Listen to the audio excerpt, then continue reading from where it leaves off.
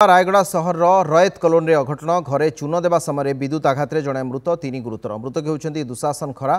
आज सकाळ प्राय 10:30 चार जन युवक एक घरे चून और रंग देउथिले से समय हठात कांथरे विद्युत आघात होइथिला फल जनक पर जड़े ए शिकार होते जहाद्वारा घटनास्थल जनकर मृत्यु होइथिला। गुरुतर अवस्था अन्य 3 जन को मेडिकल भर्ती करा जायछि। रोहित कॉलोनी 10 नंबर लाइन रे कलर काम जाती आम साईर समस्ते कलर काम जाती तो आम सान भाई ना जड़े आउ दी सांग होइकी काम जाइए सर। तो काम जाइए जो घरे काम करुले से घरे तार थिला सर।